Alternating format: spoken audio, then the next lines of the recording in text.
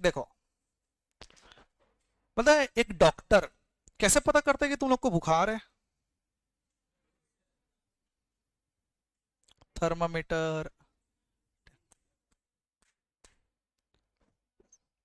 Nerve check करता है, मतलब वो कुछ ना कुछ तो पैरामीटर तो लेता ही होगा ना।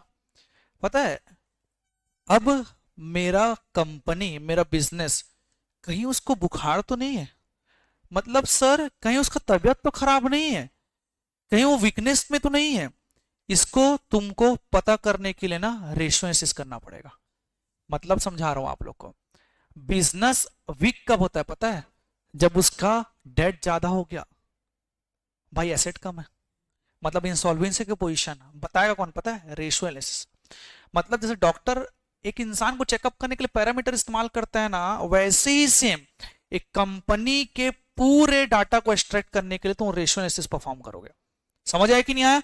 आप रेशियो देख के बता सकते हो कि भाई कंपनी का पोजीशन कैसे आगे जाके क्या होने वाला है इसका। जैसे तो डेट टू इक्विटी रेशियो जानते हो, 2:1 होता है। इसका मतलब क्या होता है पता है? कि सर अगर मैं इक्विटी 10 रुपए लाया तो डेट 20 रुपए होना चाहिए। अगर इससे अप डाउन हुआ तो लोग बता सकते खतरा है। फिर डेट 50 है, इक्विटी 10, मतलब 5:1, खतरा है, ये कंपनी में इन्वेस्ट मत करना, रिस्कियर फर्म है ये।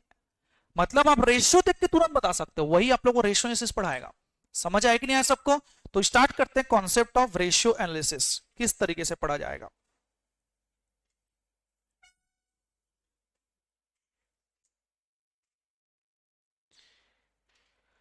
Concept of ratio analysis. Ratio analysis का कॉन्सेप्ट समझते हैं। इसका मतलब होता है बेटा, analysis of various aspects of financial information in the financial statement of a business. Analysis of various aspects of financial information in the financial statement of a business. मतलब financial statement में जो फाइनेंशियल इंफॉर्मेशन है उसको analyse करना को ratio analysis बोलते हैं। समझ आया कि नहीं आया? अब उसके जो फाइनेंशियल इंफॉर्मेशन से डेटर हो गया, क्रेडिटर हो गया, सर डेट हो गया, इक्विटी हो गई, लाइबिलिटी हो गई, सब चीज को आपको पहचानना आना चाहिए। पता है एक बैलेंस शीट को अगर आप देख के उसका पोजीशन अगर बता देना बेटा, तो फिर तुम समझ जाओ तुम रेशियो एनालिसिस समझ गया। दिसंबर 2024 का पेपर देखियो, जो मैंने दिया था, पहला क्वेश्चन रेशियो एनालिसिस का है। इतना बड़ा जो क्वेश्चन है, सिर्फ एक ही चीज पूछा है, फाइनेंशियल पोजीशन। क्या आप उसका बैलेंस शीट देख के कंपनी के औकात बता सकते हो क्या? वो आपको रेशियो एनालिसिस सिखाएगा। सीधी इतना बड़ा जो क्वेश्चन है आप लोग का, समझ आया कि नहीं आया? तो उसके लिए आपको बैलेंस शीट पढ़ने आना चाहिए भाई पहले। किस तरीके से बैलेंस शीट पढ़ाया जाता है, मैंने तो पढ़ाना तो सिखा दिया है भाई कि डेटर ये होता है, डिवेंचर ये होता है, लेकिन कितना होना चाहिए वो रेशियो एनालिसिस बताएगा। अब लोग पता है कि सर आपका ना जैसे कि पल्स तो सबका चल रहा है, भाई कितना होना चाहिए डॉक्टर बताता है, सर इतने के रेंज में होना चाहिए सर धड़कन, तब काम का है। अगर ऊपर नीचे हो तो ऑक्सीजन चढ़ा देता है तुरंत। तो अगर इनका ऊपर नीचे हो तो हम भी ऑक्सीजन चढ़ाएंगे। और हम ऑक्सीजन के नाम में क्या करेंगे पता है? इनको पैरामीटर देंगे। तेरा का डेट ज्यादा है ना, इक्विटी रेस कर ले, नहीं तो डेट को पे ऑफ कर तुरंत के तुरंत, डेट टू इक्विटी रेशियो में हम उनको रास्ता देंगे। अगर ऐसा नहीं है ना बेटा, तो सॉल्वेंसी का फर्क पड़ सकता है। कारण आप लोग को ये चीज ना पहले से पता होनी चाहिए कि कंपनी को अपने पैरामीटर मेंटेन करके ना रिपोर्ट करना होता है। भाई गवर्नमेंट को रिपोर्ट करेगा अपने स्टेक होल्डर्स को। मैं ऐसे कंपनी में क्यों इन्वेस्ट करूंगा भाई जिसका डेट टू इक्विटी 5:1 है यार? भाई मतलब समझ लो तुम लोग, डिविडेंड अगर उसको 10 रुपए देने की नौबत आती है ना, तो 50 रुपए तो उसका डिबेंचर देने का नौबत आ रहा है, इंटरेस्ट देने का, फिर 5 गुना ज्यादा। मेरे लिए क्या पैसा बचेगा फिर? मैं कौन हूं? Equity share holder. सर आपके लिए पैसा बचेगा मतलब तुम लोग प्रीवियस क्लास में पढ़े हो कि डिविडेंड की प्रायोरिटी सबसे लास्ट में मिलती है।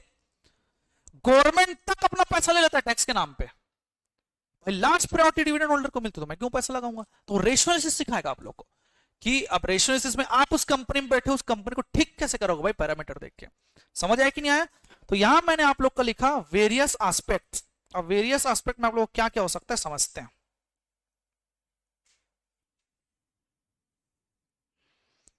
तीन प्रकार के जो एस्पेक्ट्स हैं उसमें हम लोग यहाँ कंप्यूटेशन आपका आगे बढ़ाएंगे। पहला होता है आप लोग के लिए प्रॉफिटेबिलिटी,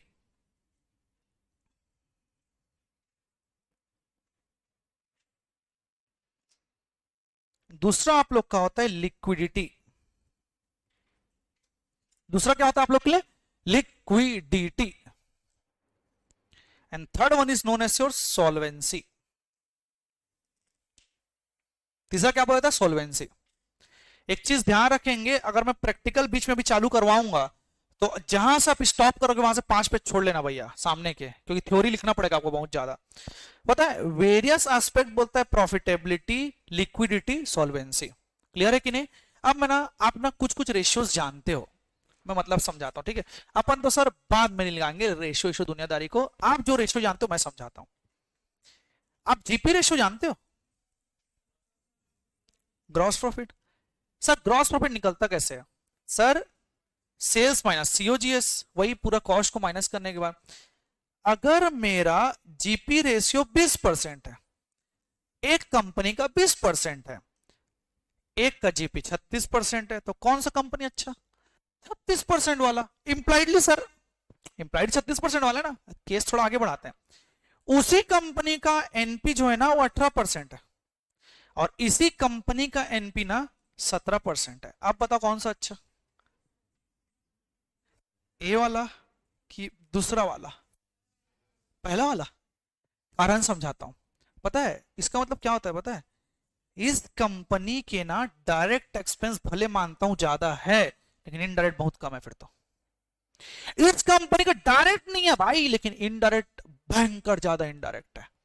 पता है मैं मतलब समझाऊं इसका, ये कंपनी ना अपने इनडायरेक्ट में ज्यादा खर्च कर रहा है, मतलब प्रोडक्शन में नहीं कर रहा है। ज्यादा से ज्यादा क्या हो सकता है पता है? वो मार्केटिंग ही है। फिर वही कंपनी जो नई इनकॉर्पोरेट होते हैं ना वो मार्केटिंग में खर्च करते हैं।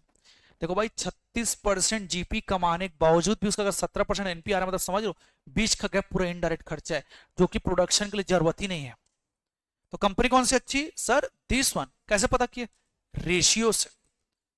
सर एक तो जीपी रेशियो हो गया, एक एनपी रेशियो हो गया यार। तो रेशियो से प्रॉफिटेबिलिटी आप पता कर सकते हो कि कौन सा कंपनी कितना प्रॉफिट कमा रहा है।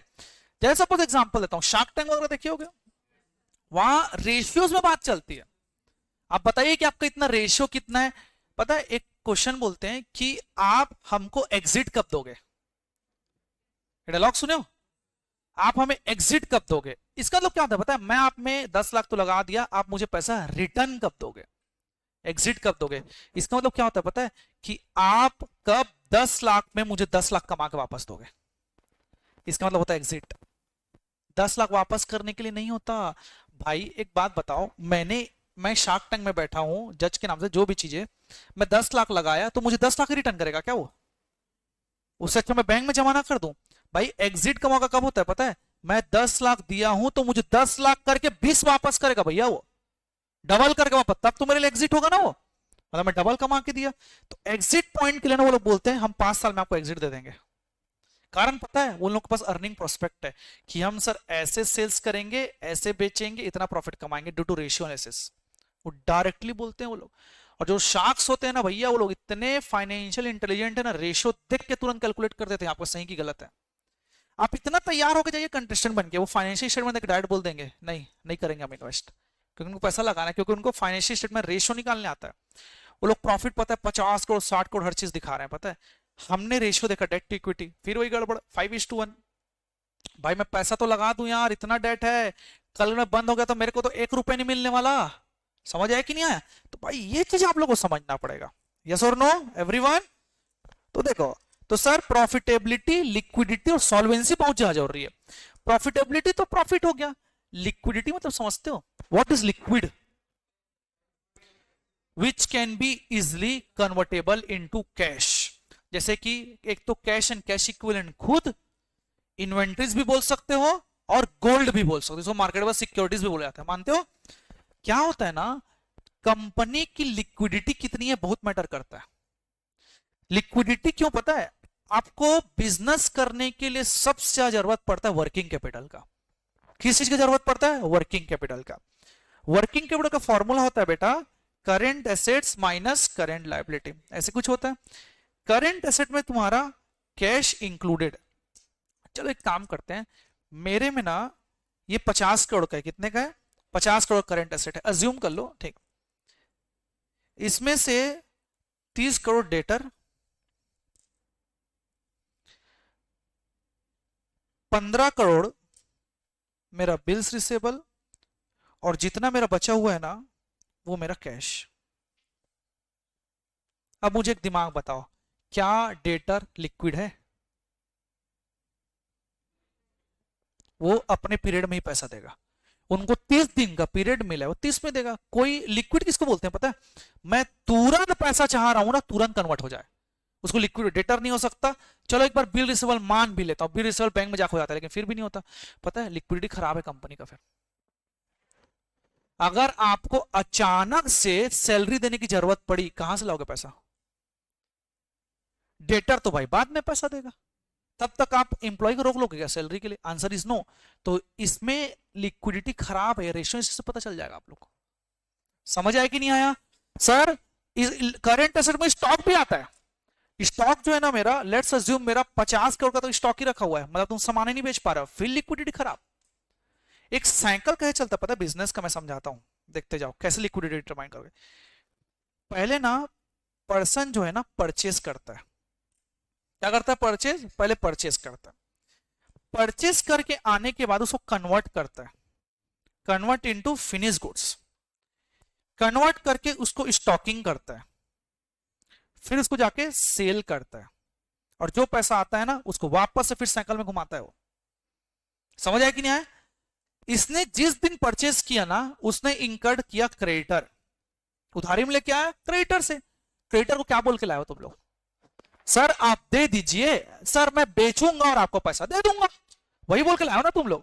ठीक, अब आपने लाया गुड्स को, जैसे सोल लाया, अब आप उसे जूता बनाओगे, कन्वर्ट करोगे। कन्वर्ट में क्या लगेगा? लेबर चार्जेस, इंप्लॉइज एक्सपेंस, दुनियादारी।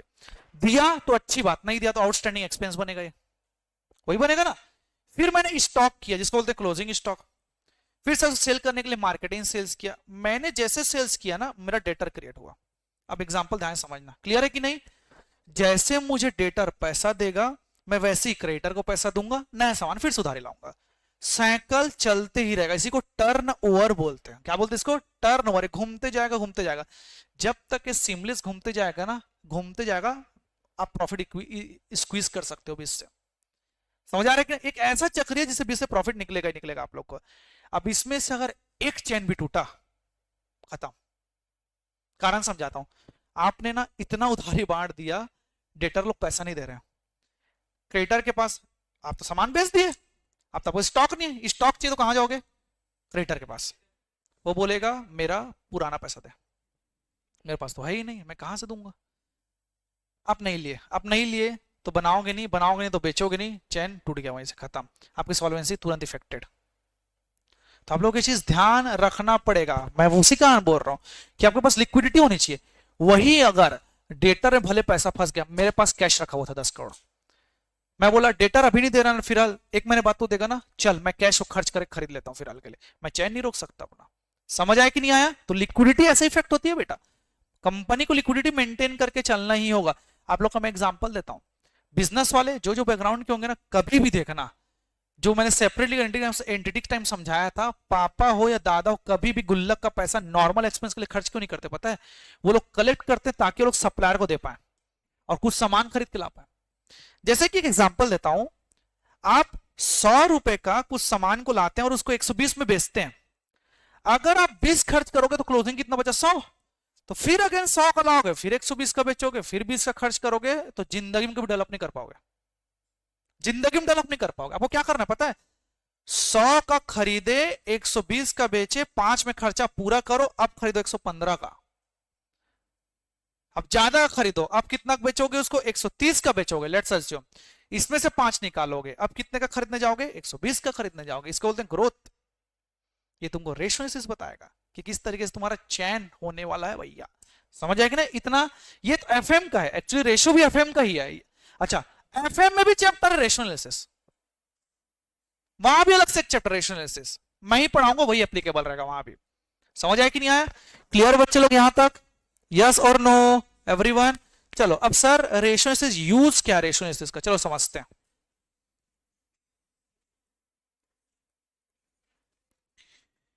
Uses of ratio analysis. Use का है सर रेशियो एनालिसिस का?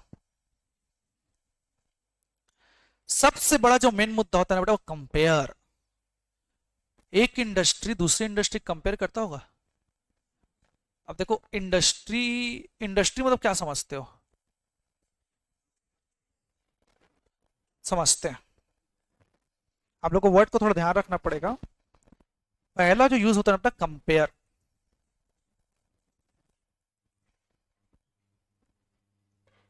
Between firms of same industry. Same industry के फर्म्स के बीच में तो कंपनी के बीच में कंपेयर करने के लिए आपको रेफरेंसेस यूज करोगे।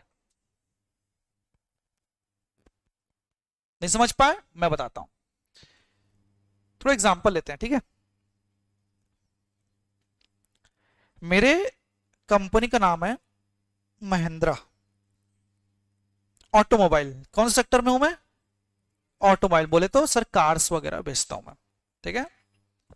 एक कंपनी है जिसका नाम है हिंदुस्तान यूनिलीवर, जानते हो?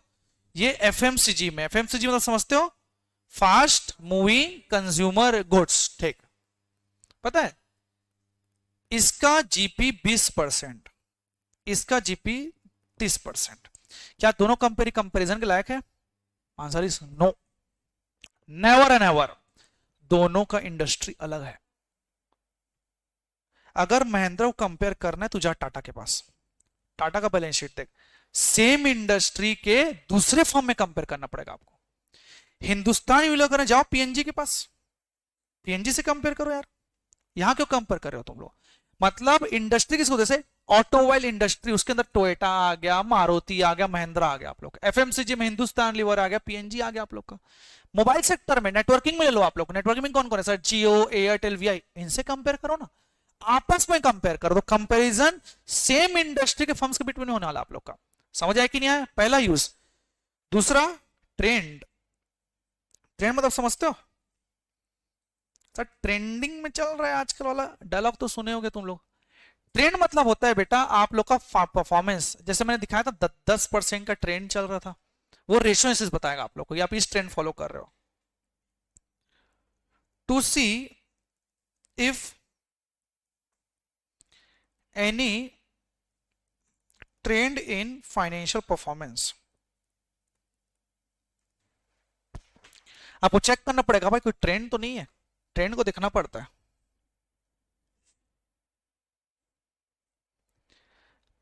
पहला मैंने क्या बोला? कंपैरिजन। दूसरा ट्रेंड। अब तीसरा जो है बेटा ऑपरेशनल एफिशिएंसी।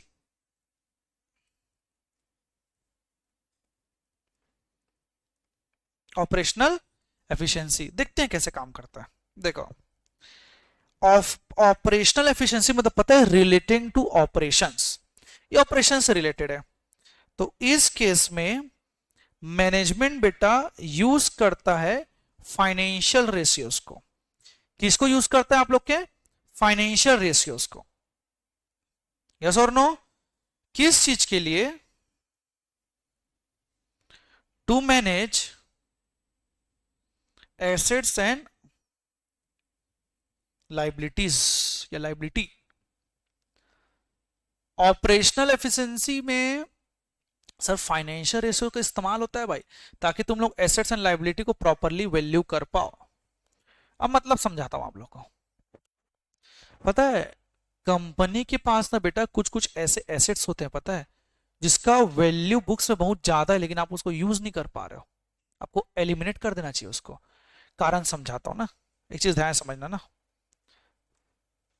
मैं फोन का एग्जांपल देता हूं, कॉस्ट के बारे में समझना। मैं फोन लेके आया समझो 20,000 में। कितने में लेके आया? 20,000 में फोन लेके आया, ठीक है। मैंने बुक्स में एंट्री पास कर दी, mobile phone asset account debit to cash कर लिया। क्या मेरे बैलेंस शीट में दिख रहा है 20,000 से? चलो देख, पता है 1 घंटा हुआ नहीं मैंने फोन को चलाया, मैंने गलती से इसको ड्रॉप कर दिया, मोबाइल डेड, मोबाइल खत्म। मेरे बुक्स में कितने से वैल्यू दिख रहा है? 20,000। अगले साल भी दिखेगा, उसके बाद भी दिखेगा। डेप्रिशिएशन सब्जेक्ट 10% भी लगाओगे, 10% डेप्रिशिएशन लगाऊंगा, अगले साल कितना दिखेगा? 18,000, कितना दिखेगा 18,000। अब क्वेश्चन अराइज होता है, मेरे बैलेंस शीट में 18 का मोबाइल, फिजिकली नो वैल्यू, क्या करना चाहिए? राइट ऑफ करना चाहिए। कौन सिखाएगा? फाइनेंशियल रेशियो सिखाएगा, रेशियो एनालिसिस सिखाएगा। आप लोग को समझ आया कि नहीं आया? ये चीज आप लोग करना पड़ेगा। तो मैनेजमेंट को एसेट्स और लायबिलिटी को भाई मैनेज करने में मदद करता है फाइनेंशियल रेशियो। क्लियर है कि नहीं? यस और नो? ये रेशियो एनालिसिस होता है।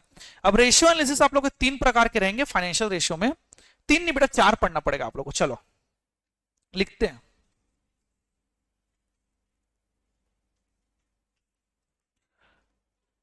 फाइनेंशियल रेशियोज, इसका मतलब होता है sir study of various between items of financial statement. Financial statement के आइटम्स को ही आप लोग स्टडी करोगे, उसी को रेशियो एनालिसिस बोलते हैं, उसी फाइनेंशियल रेशियो बोलते हैं। इसके ना कुछ कुछ प्रकार होते हैं। पहला जो होता है ना बेटा होता है लिक्विडिटी। पहला क्या होता है? लिक्विडिटी। दूसरा आप लोग के लिए होता है लिवरेज और सॉल्वेंसी। तीसरा आप लोग के लिए होता है टर्न ओवर। टर्न ओवर तो हालत खराब कर देगा तुम लोग का। क्या लग रही है बेटा? ठीक है, ओके। एक आता है प्रॉफिटेबिलिटी। कर रहा हूं बेटा, एक मिनट बस लिखने दो तो। कर रहा हूं बेटा, एक मिनट। प्रॉफिटेबिलिटी रेशियो मैं इग्नोर नहीं करता बेटा। तो बेटा 27 में चल रहा है और क्या करूं?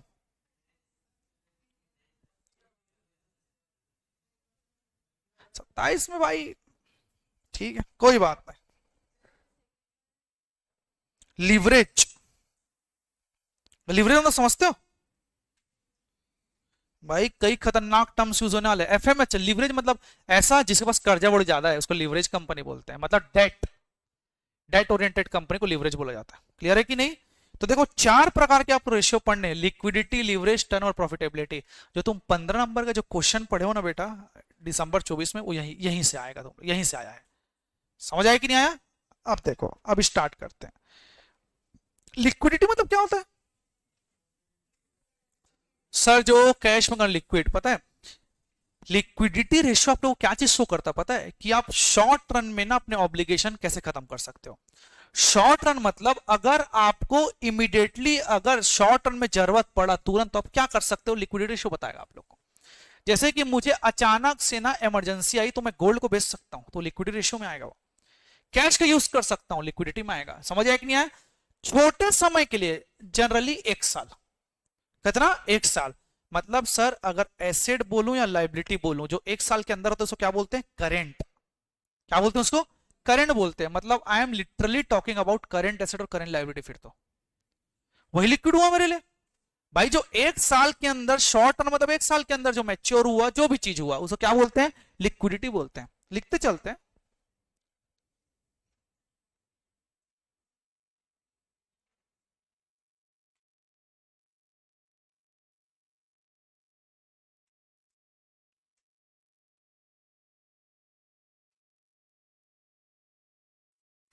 Liquidity ratios,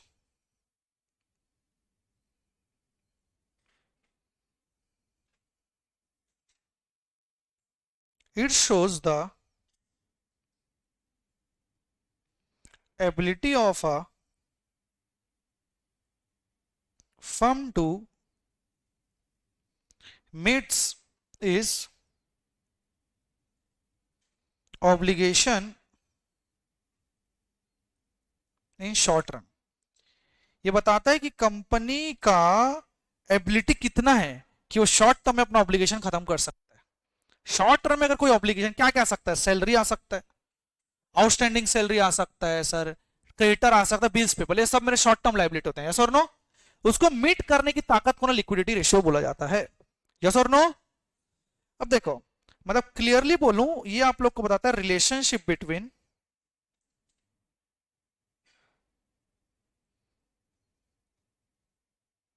between current assets and current liability. अगर क्लियर से बात बोलो तो लिक्विडिटी में आप लोग करेंट एसेट और करेंट लाइबिलिटी के बीच में जो रिलेशनशिप होगा वो आप लोग का लिक्विडिटी रेशियो कहलाएगा। यस और नो? फाइनेंशियल रेशियो चार प्रकार के होते हैं, कितने? चार। पहला लिक्विडिटी, दूसरा लीवरेज और सॉल्वेंसी, तीसरा टर्नओवर, चौथा प्रॉफिटेबिलिटी। लिक्विडिटी में हमने समझा कि सो जो रिलेशन होता है करेंट एसेट और करेंट लायबिलिटी का होता है। लिक्विडिटी रेशियो के चार पार्ट, तीन पार्ट होते हैं, तुम लोग के लिए लिखते चलेंगे। इंपॉर्टेंट लिक्विडिटी रेशियो होते बहुत सारे हैं, इसमें से दो मोस्ट इंपॉर्टेंट है, तीन तो ऐसे दे दिया गया, रेयरली यूज होता है वो। सबसे पहला आप लोग का आता है करेंट रेशियो। पहला क्या आता है? Current ratio. दूसरा आपका आता है एसिड टेस्ट रेशियो। नाम तो सुने होंगे तुम लोग, कहेंगे अरे यार 12वीं में तुम लोग पढ़े हो यार रेशियो एनालिसिस। अरे महंगा पड़ेगा अगर आप लोग वहां सबसे बेकार बोल के रखे हो तो।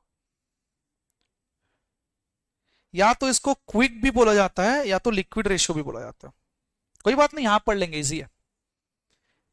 एसिड टेस्ट रेशियो या तो क्विक रेशियो या तो लिक्विड रेशियो नाम जाना जाता है। एक होता है आप लोग के लिए कैश रेशियो। एक क्या होता है?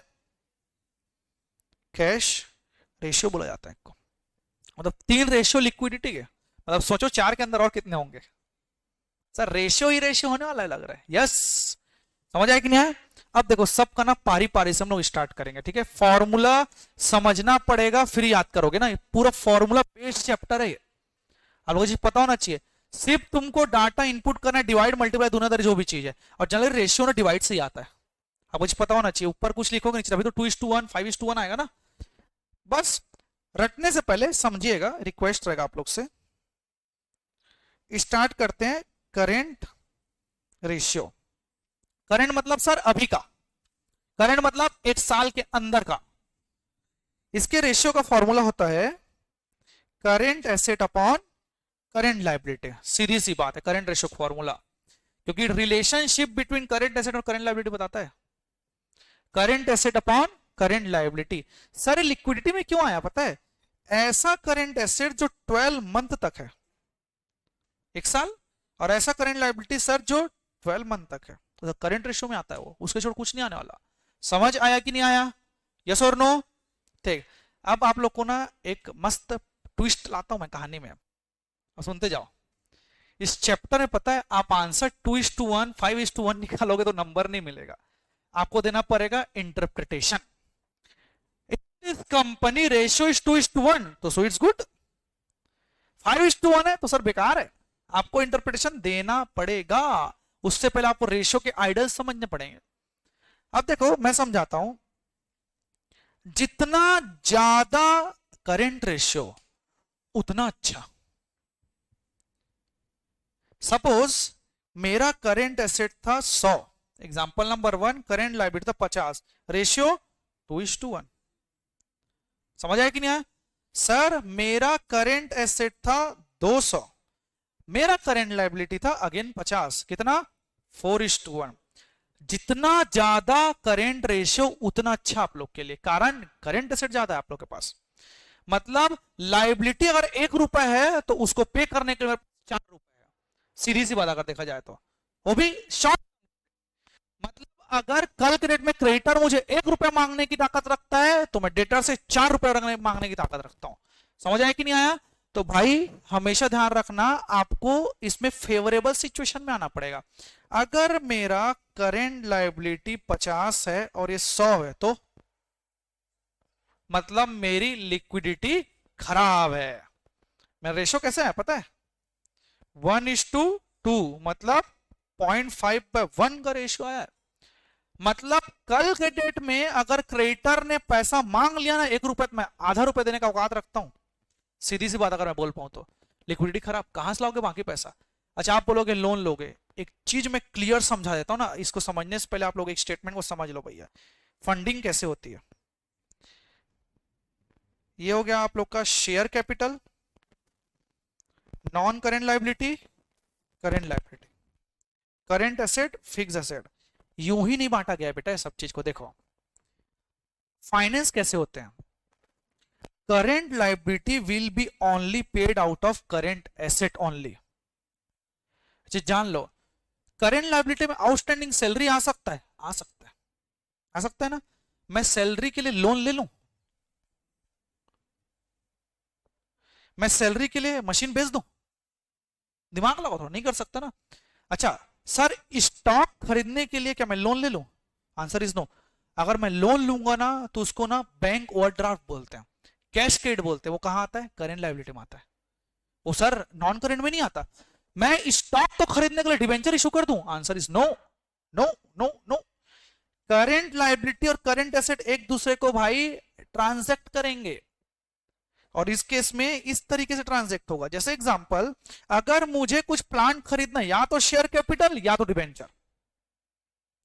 अगर मैं कोई प्लांट को अगर बेच रहा हूं ना भाई, या तो शेयर कैपिटल पे करूंगा सर, या तो मैं डिबेंचर पे करूंगा। याद है तुम लोग को, जब प्रेफरेंस शेयर के लिए पैसा नहीं होता तो मैं मशीन तक को बेच देता हूं, मैं इन्वेस्टमेंट तक को बेच देता हूं। वहां देखियो नहीं देखियो, लेकिन स्टॉक खरीदने के लिए बेचता हूं क्या?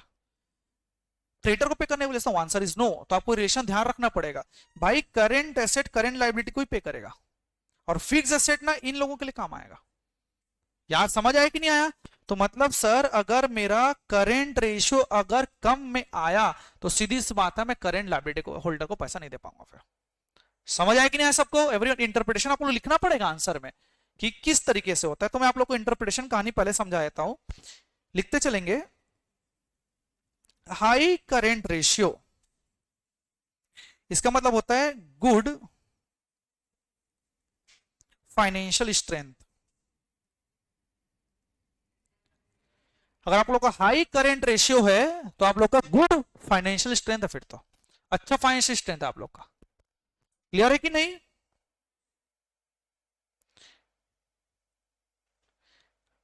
बैंकर यूज करते हैं नॉर्म्स को, मतलब बैंक वाले बोलते हैं हम लोग को 1.33:1 का रेशियो हमको चाहिए। इतना हो गया, हम मान लेंगे कि सब चीज सही है। मतलब लाइबिलिटी अगर 1 रुपए का है तो एसेट 1.33 होगा तो चल जाएगा। इंटरनेशनली 2:1 है ये। मतलब अगर मैं बोलूं safe to have ratio between 2:1, 2:1 अगर रेशियो तो आप सेफ हो। इससे अगर हल्का भी कम हुआ ना दिक्कत है। 1.9:1 हुआ तो तकलीफ है, भले ज्यादा है लेकिन फिर भी तकलीफ है। यस और नो? तो कारण समझाता हूं आप लोग को, एक रेशियो समझाता हूं।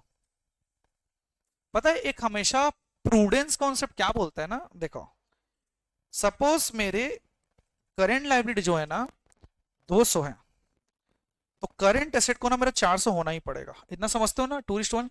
अब आपको रेशियो अगर पता चल गया, बाद में रिवर्स कैलकुलेशन भी होगा ना, करंट रेशियो दे देगा, एसेट निकालो बोल देगा, लायबिलिटी दे देगा, तो इतना तो निकाल पाओगे ना मिसिंग में। अब देखो सर, करंट लायबिलिटी मेरा 200 है, करंट एसेट 400, मतलब रेशियो कितना है? 2:1। अगर 2:1 है तो सेफ है। सर 1:1 क्यों सेफ नहीं है?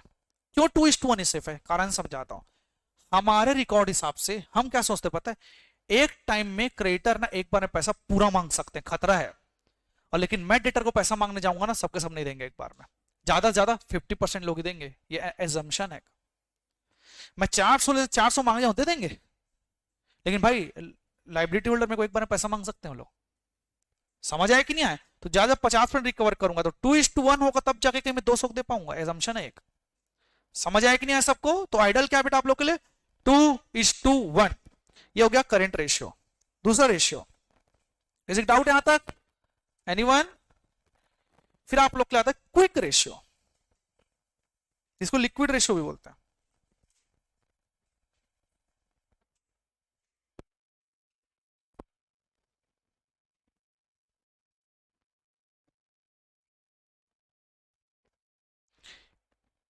अब एक चीज ध्यान से समझिएगा, अगर आप लोग अभी लिक्विडिटी रेशियो पढ़ रहे हो तो किसके बीच का रिलेशन होगा? करंट एसेट और करंट लायबिलिटी का ही रिलेशन होगा। देखो क्विक रेशियो उसको बोला जाता है बेटा जो एकदम हाईली लिक्विड है। क्या है? जो एकदम ज्यादा हाईली लिक्विड है। अब मैं बताता हूं ऐसे कौन कौन से हैं जो हाईली लिक्विड नहीं होते। Inventories, it is not a highly liquid. जब तक बेचोगे नहीं तब तक पैसा नहीं मिलने वाला। कारण बताऊं, जब बेचोगे तब डेटर बनेगा, डेटर के बाद रिसीव होगा, तो it is not highly liquid. आपको पता है कि ये प्रीपेड एक्सपेंस भी करंट एसेट होता है? होता है कि नहीं होता प्रीपेड एक्सपेंस? करंट एसेट, क्या ये लिक्विड है मेरे लिए? भूल जाओ, आपने एडवांस पेमेंट दे के रखा है, मेरे लिक्विड थोड़ी ना यार वो। सर जैसे कि मेरे एडवांस टैक्स, मैंने टैक्स दे दिया अप्रैल में, साल भर बाद मेरे को टीडीएस मिलता है, समझाया था ना मैंने, क्या लिक्विड है? Answer is no. ऐसा एसेट जो करंट एसेट होने के बावजूद भी जो लिक्विड नहीं, उसको हटा देंगे हम लोग। समझ आया कि नहीं? तो देखो क्विक रेशियो एकदम सिंपल सा, quick assets upon current liability होता है। क्या होता है? Quick asset upon current liability, इसका रेशियो का फॉर्मूला होता है। सर क्विक एसेट बोले तो देखो, current assets minus liquid assets. Liquid asset नहीं लिखते हम लोग, मैं लिखवा रहा हूं, minus inventories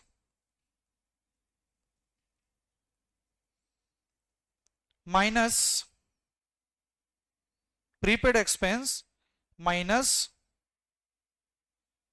advance tax etcetera, इसके छोड़ और कुछ भी आ सकते हैं।